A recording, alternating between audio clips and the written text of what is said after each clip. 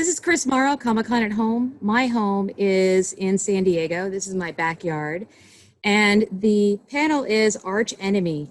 Hello. Hello. Hello. Hi. Thank Hi. you for having us. Sure. Please introduce yourself and tell us where your home is. Sure. So I'm Paul Scanlon. My home is in San Francisco, in the Bay Area. And I'm the CEO, co-founder and CEO of Legion M Entertainment, which is the world's first fan-owned entertainment company. And I'm Jeff Annison. I'm the other co-founder. My home is in Clayton, California, and this is my little Comic-Con man cave for the weekend. Welcome. Please tell me about your panel. How did it go? Yeah, so we had San Diego Comic-Con was interesting this year, I would say. I mean, when we look at it, it was making the best of what we had available to us. We had an amazing panel where we talked about our movie Archenemy, which we just showed for the first time a teaser from the film. It's not quite the trailer, it's just a glimpse into this visionary new film from director Adam Egypt Mortimer. This is a film that Legion M is executive producing and helping finance. And so, yeah, we were excited. I mean, I think, when we look at San Diego Comic-Con this year, it was very different from how it's been in the previous years. But I would say it was fun and successful, and we had great turnout. And of course, the teaser is now blowing up the internet, so we're happy with that. How about you, Jeff? How do you think it went? I thought it went great. I thought it went about as well as it probably could have, given the circumstances. And I mean, obviously, nothing compares to Comic-Con. There's no way that a virtual Comic-Con will ever come anywhere close to replacing the madness that is San Diego Comic-Con. But I think given the circumstances and given the amount of time that they had to pull everything together, I think the organizers did an amazing job. And, I think it's as you look at where we are, that's just the reality, and making the best of it and trying to find new and innovative ways to connect with people. I thought this was a great first step, and, hopefully we won't have to stay on this track for too much longer. But I think that what we'll probably see is that some of the stuff that they're doing now, even once things get back to normal, we're going to want to keep on doing, because it's different ways to connect with people, and particularly people that can't, for whatever reason, make it to San Diego and be there in person. Let's talk about the movie and how it was developed. Yeah, so this is a movie that we're co-producing with our friends at SpectraVision, which we teamed up to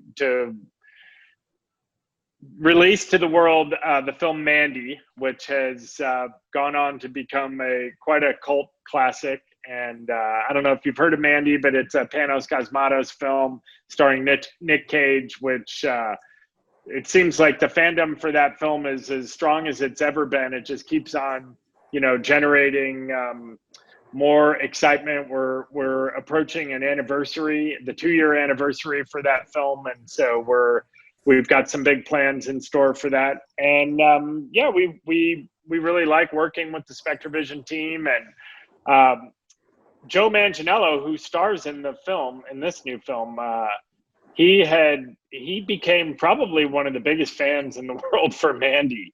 And so we got to know him through his fandom, really, and connected him with the SpectraVision team. And they had just finished a film called Daniel Isn't Real, directed by Adam Egypt Mortimer, and which is also a really cool film. Legion M's not involved in that film, but it's a really cool, well-made film by Adam. And Adam had a new script, and it was this kind of alternative view of a superhero movie, as Joe Manganiello says.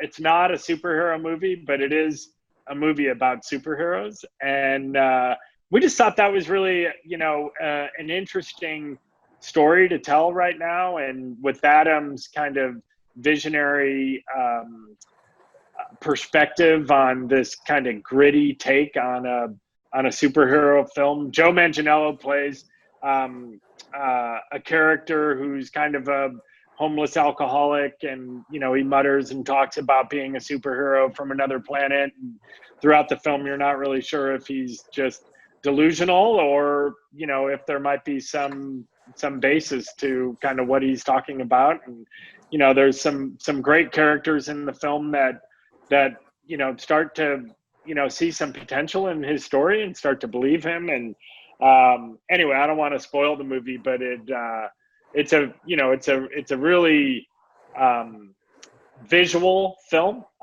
with a kick-ass soundtrack and a great story. So yeah, we're excited to release it. It's also a really special film for Legion M because, as Paul mentioned, we were one of the financiers of the film, and one of the things that we were able to do was to open up some amazing opportunities for our investors and the people who are to get involved. So if you're not familiar with Legion M, we're a fan-owned entertainment company. We're literally owned by 25,000 fans today. It's growing every day around the world who invest to own a piece of the company.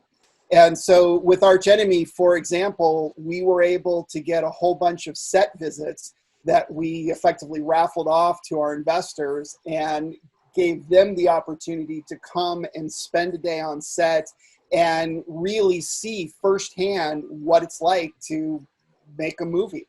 And then even better, we worked with the production team to ask if there was anything that the team needed. And, they had a whole bunch of production needs, everything from like a cherry picker crane to they needed drones. Like a shooting location. And one of them was they wanted some vehicles that they could use in the film. And one of them was going to be damaged. And they're like, okay, we're going to break the windshield, but then we're going to fix it afterwards. So don't worry about it. Anyway, and so we put all this stuff out to our membership and all of our investors, and a bunch of people signed up. And they're like, oh, hey, I've got a car. Or, oh, hey, I've got this. And one of the coolest ones is the main car, the lead car in the film was actually supplied by a Legion M investor. And they got to come to set every day. And they have the thrill now of driving around their car, which is the lead, the star vehicle in the movie. Can you still invest in Legion M? Oh, yeah. As a fan, can I go in? Yeah, absolutely. Well, so we're opening on another round. So we've had 6 rounds of investment. So the way it works is anyone can sign up and join Legion M at any time for free and just get to know us and see what we're all about and be a part of our community. Like Jeff said, coming to set and, all those things, we make that available to everyone. Every once in a while, we might make a distinction for like really special rewards or perks. We might make it available just to investors.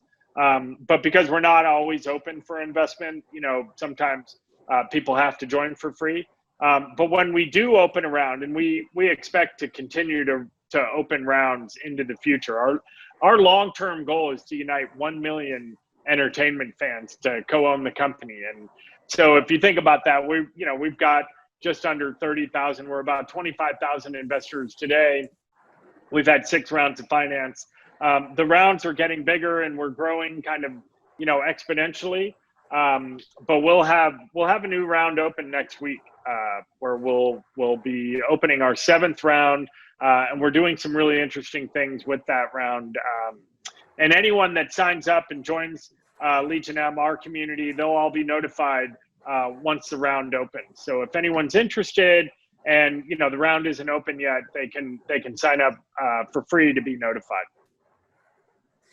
So 25 or 30,000 investors or comic fans, that's a lot of emails, a lot of opinionated people. How do you deal with that? It's a great question. And one thing to make clear is that we are a fan-owned company, but we're not a fan-run company, meaning that it's not a democracy where everybody votes on every single thing. Instead, the way we look at it is like 2 sides of a scale. On one side of the scale, there's our shareholders, our 25,000, 30,000 shareholders that literally own the company. And our job as the management team is to effectively make them happy. They're the owners of the company.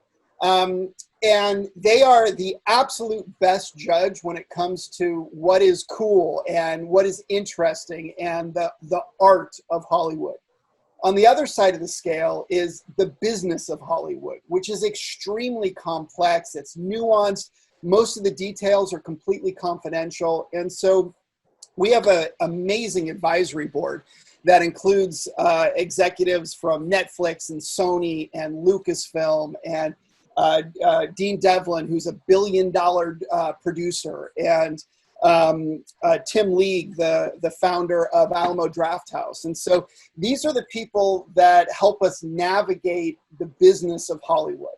And so our job as the management team is really to balance those two sides of it. So we do a lot of really cool things that allow our investors to have a voice in it. One of the best examples is this last year at Sundance, we have this app that you can download on your phone called Film Scout that allows people, anybody who's part of the Legion, to log in and help us scout the films at Sundance. And we've turned it into a game, actually, where you can get a score and you get evaluated as a film scout based on how good a job you do of predicting how the films are going to do.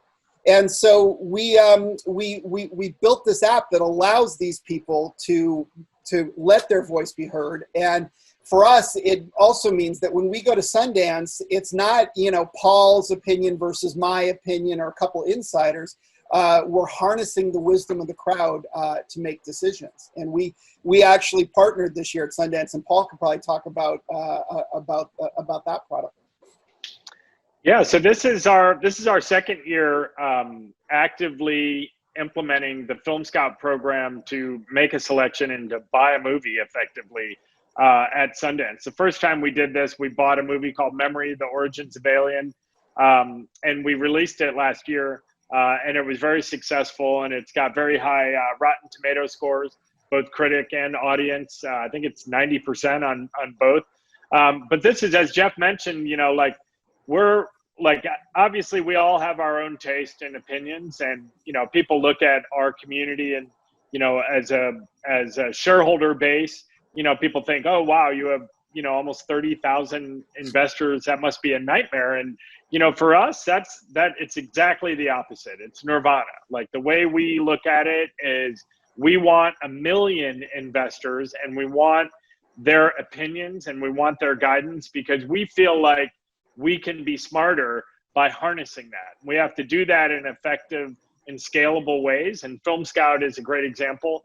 I think our first run at it with Memory: The Origins of Alien has proven, at least in our first time out, that project worked. And it was a film that, we may have zeroed in on that film. I don't know, probably not. It was really the Film Scout data, where we had hundreds of thousands of votes, creating all this data that we knew, age demographics and gender, and which movies sounded appealing, which movies actually delivered, because we have, people at Sundance actually watching movies and writing detailed reviews. And many of these movies are being watched for the first time. They've literally just finished and are premiering, and everyone's kind of experiencing them for the first time. So there's no data on them.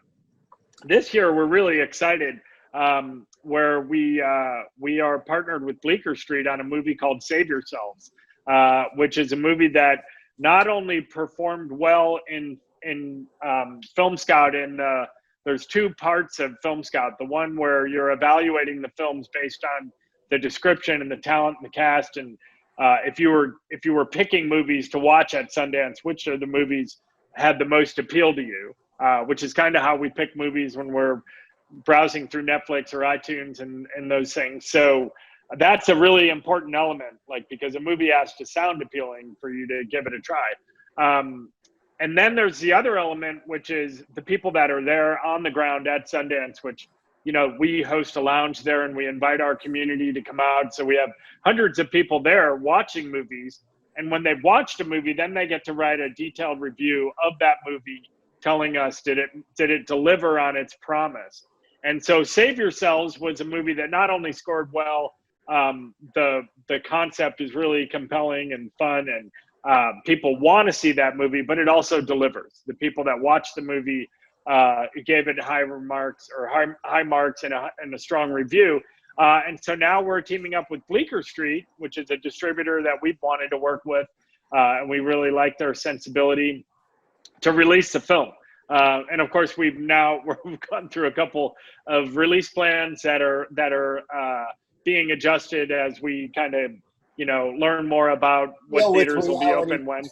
Yeah, I mean, it was supposed to be open last weekend, then it was going to be this weekend, but it looks like we're going to do something probably in the October timeframe. But we're really excited because not only do we have a fair amount of confidence that this movie will do well, we're really excited to share it with our community who is actively involved in helping us make this decision. That's interesting because not only are you getting all of your fans to, to pay you to be part of the ownership, you're also putting them to work as well. Yeah. Totally. Well, we have, one of our mottos is having fun can be good business. And, like the work that they're doing is, of course it's voluntary, but our community loves like that aspect, having a voice. It's kind of this, we call it this cycle where we made a promise to our community that they would have a voice, and we want to deliver on that promise by giving them a voice. By actively engaging in Film Scout, they're expressing their voice, which is making us smarter and better at what we do. So it's this virtuous cycle where our community having fun and doing things that they enjoy doing and adding value and having a voice in a company that they own a piece of is making the company more valuable and smarter at the decisions that we need to make. You did a really nice fan event for Stan Lee in Hollywood. How did that go? That was incredible. I mean, talk about a bucket list moment. And especially now that he's passed away and no longer with us, I think it's so special for everyone who was involved there. I mean, if you're not familiar with it, we basically united fans to get Stan's handprints and footprints at the Chinese Theater in Hollywood. And that's an honor that they've been doing at that theater since the 1930s. But it's very selective. Like there's only been a few hundred of them over the past, 90 years at this point. But they had never done it for Stan. And it's always been done in the past. I mean, always by studios that are promoting a film. So Avengers is coming out, so they get, one of the Avengers to get their hands in. And it's just part of the marketing of the film. And it's a very expensive proposition because they have to shut down Hollywood Boulevard and you've got to bring in grandstands and security, and you've got to pay for the care and maintenance of the concrete and perpetuity and all that sort of stuff. And so what ends up happening typically is that these are very exclusive events. The studio is paying all of the cost of it, and they bring in all of the big wigs, and it's a big hit. But Stan had never been in that situation before, and so we said, it's time to honor Stan, and we're so glad that we did. But we united fans, and this was the very first time that fans ever united to do something like that. And we flipped the whole model on its head. So rather than having a velvet rope with all the VIPs inside, we brought fans in. Our members and investors were the ones filling that courtyard. And then afterwards, we rented out a 9,000 square foot mansion in the Hollywood Hills and had the biggest, nerdiest Hollywood party that had ever happened, I'm sure, in that neighborhood. But Stan was there, and we had 500 people, world-class cosplayers, live music, free food and drinks and all that sort of stuff. And the whole thing was paid for, of course. We had sponsorship, and we sold tickets. So it's not like this was some big boondoggle. I mean, that party actually helped paid for the handprint event earlier that day. But at the end of the day, if you go to Hollywood Boulevard and go to the Chinese Theater, you will see Stan's handprints and footprints in cement that'll be there forever. And that was because of fans uniting to make that happen. And it makes us so proud to have been a part of that. Gentlemen, thank you for your time. This is Chris Morrow, Comic-Con at Home. I'm in San Diego, and we'll see you next year. All right. Thank you, Chris. Thank you. Thanks, guys. I love it. All I right. need to go ahead and sign on to Legion M. Yeah, Awesome. be a Yeah, part of it. sign up. Yeah.